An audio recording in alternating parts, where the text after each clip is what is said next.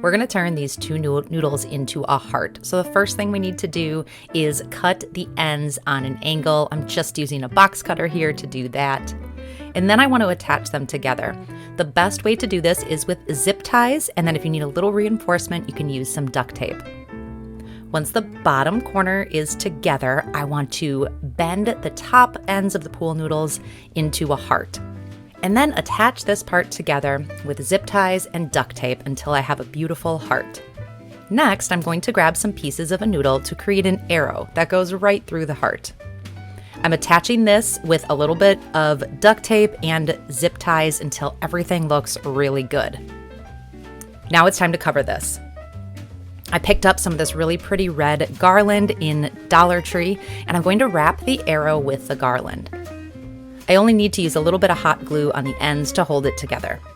Now for the heart, I'm going to fill that with flowers. I picked up these pretty white flowers from Dollar Tree, and I snipped them off the bunch so they have a nice sharp end. They're just going to poke right into the pool noodle. Once this is completely full, I can add a string to the back and hang this up on the wall.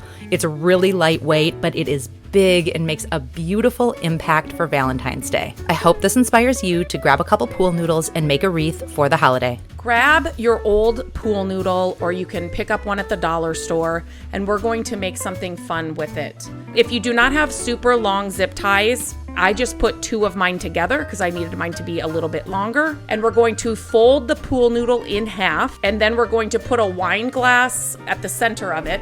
And this part is really great. If you can get 4 hands, it's so much easier and so much better because you really need to hold that pool noodle tight. And then I used a serrated bread knife to cut off that excess on the end. Again, this doesn't have to look perfect. It's all gonna be covered. Now it's time to get creative and have fun. You can do all kinds of colors. You can do it in any style you want. You can use any flowers you want. I found it easiest if I used the top of a pen that was near me, so that's what I had, to stab the pool noodle first, and then I inserted the stem. It worked so much easier. You want to make sure you go all along the side as well. You're trying to cover up your pool noodle. So for my wine glasses, I decided to put a piece of tissue paper inside the wine glass first, and that helped cover up some of that green pool noodle that you could still see through the wine glass. And then I just added 3 little cotton balls that I spread apart, and they kind of made pillows. And then I added my tea lights to the top of those. I love the way this turned out. Like I said, you could use this for so many different occasions, but think anniversaries, birthdays, graduation parties, bridal showers, so many ways to use this, and you could customize it in so many different ways. I picked up one of these hearts from the local dollar store. So don't put away any of your Christmas ornaments. These ones are mini from Walmart, and I think blending together the red and the pink is going to look perfect for Valentine's Day. So before doing anything, what you're going to want to do is remove the tops. So in this case, it's gold. The pink ones had a silver top, and all you're going to do is just take them and pop them right off. With this heart being styrofoam, I'm going to take a scrap floral stem and add a little bit of hot glue to the top of each ornament. And then it's so easy. All we're going to do is just take them and poke them right into the styrofoam. It's as easy as that. And I'm going to alternate sizes and colors. So I started with the mini one at the top, and we're going to do the same thing with the small one down below. So we'll just continue filling in. It doesn't require a whole lot of hot glue, just a little bit. And then we just poke it right into the styrofoam heart. And we're just continuing all the way around. You might have noticed that I'm going in a very central line, so I'm keeping it focused right in the middle, and then whatever ornaments we have left over, we can place around the sides to bulk it up a little bit more. Now that we've went all the way around, we can take some mini ones and start filling in to kind of bulk it up. So these ones are kind of going around the edges now. And you want to be careful of the hanger, because the hanger comes with it from the dollar store, and we're going to use it to hang it from a door, from a command strip, from a wreath hook, as wall decor. Wherever you decide to place it, I think will look beautiful. And our last pink I'll place up top, and our final ornament I will place right here. So I think it turned out so cute. Now I'm going to hang this from my wall and show you the grand reveal. And here's how it turned out, you guys. I absolutely love it. And we turned a dollar store inexpensive heart into something really pretty just with the use of some ornaments. So I used some leftover Christmas ornaments, so in total you can create this for only a few dollars. I think it looks so perfect for Valentine's Day. I grabbed a palette, cut it up, and ripped the boards with a table saw into different thicknesses. I traced a heart shape onto a 1/4 inch plywood and cut it out with a jigsaw. I placed the palette boards onto the heart shape to cover it completely with some of the boards overhanging. I used a miter saw for cutting the length of these boards. For the ones with an angle, I placed the adjacent board on top and traced it to get the right angle. Once the pattern was figured out, I removed them all, applied wood glue to the plywood, placed the palette boards back on, and used a brad nailer to secure the boards to the plywood. Then I turned it over and added more brad nails from the backside. I let them dry with weights on top for a few hours. Then I used a jigsaw to cut around the heart shape. I used 80 grit sandpaper to give a quick hand sand on the top of the boards, and I used a palm sander to smooth the edges. To get more of a rustic look, I watered down acrylic paint and painted the boards in either white, pink, or red, alternating the pattern. After that dried, I screwed them to a piece of driftwood, placed it in a planter surrounded by rocks, and now I have the perfect heart-shaped topiary just in time for Valentine's Day. I hope this inspired you to create unique hearts out of palettes too. I'm going to start with a brick of floral foam, and as you can see, I added a very generous amount of hot glue. We're going to just place this into the bottom of an urn. Now I'm going to work in our first flower greenery combo. So this is our geranium spray. We have these in all sorts of colors available at nicksseasonaldecor.com. We gave it a few minutes to harden. We're going to just simply poke that right into the container. I'm going to work in 3 today, and here is our third. Now we have some of these hot pink geraniums. We're going to do the same process, work in 3 of these, and I think they're going to add a nice contrast to that lighter pink, just like so. Now we're going to work in these really pretty velvet heart sprayed. And of course, since we have 2 different shades of pink geraniums in this arrangement, we're going to work in the pink. And we'll work in some on the sides and just arrange them. These are wired, so you can manipulate them and shape them.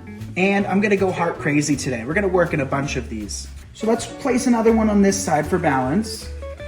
And here is how it turned out, you guys. Super easy to do. We only have 2 ingredients, and I used a leftover pot from my garden. And of course, living in Massachusetts, it's very snowy right now, so at least I can enjoy something beautiful in my home. So this is just standing in my living room, and as I mentioned before, you can remove the heart sprays and then just have a beautiful basket of light pink and hot pink geraniums. And as I mentioned before, geraniums come in so many different colors, so you can switch this out for any season and holiday. Grab some Hershey Kisses, punch or cut a heart out of colorful cardstock, and use some hot glue to glue it in between the bases of 2 kisses.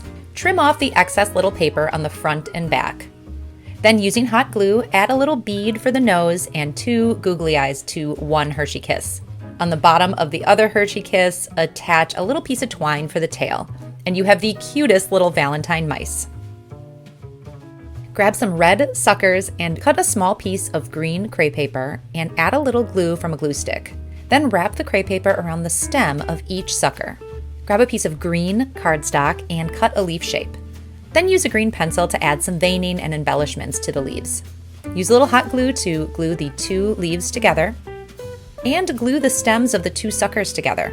Attach the leaves to the stems and you have this cute little set of cherries. Grab some fun packs of Skittles. Start with a clothespin and add some washi tape to one side. Then trim down a fuzzy stick and curl it into antenna. Use some hot glue to attach the fuzzy stick antenna to the top of the clothespin. And a little more hot glue to add 2 googly eyes. Then pinch open your clothespin and squeeze in that bag of Skittles to create the butterfly wings.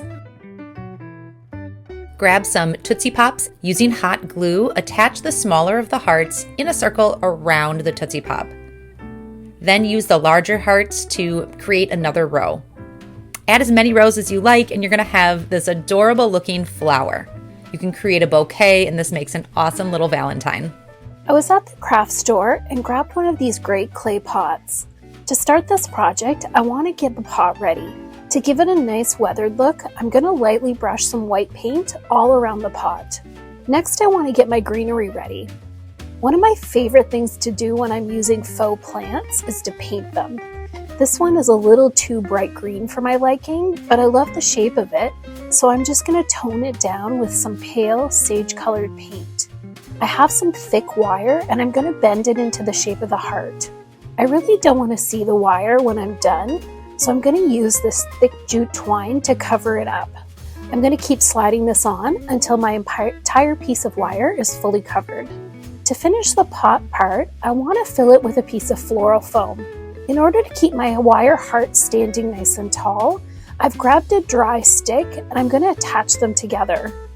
I can use the ends of the jute twine and some hot glue to hold the heart to the stick. To make it look like it's naturally growing around the heart, I'm going to hide the ends of the greenery in the twine and use a little dab of hot glue just to keep them in place. With the greenery attached, I just need to slip the stick into the center of the floral foam. Finally, to hide that foam, I'm going to cover it up with some dried moss. I love having greenery around my home, and this is the perfect piece to add some more while decorating for Valentine's Day. I hope this has inspired you to make your own Valentine's Day topiary as well.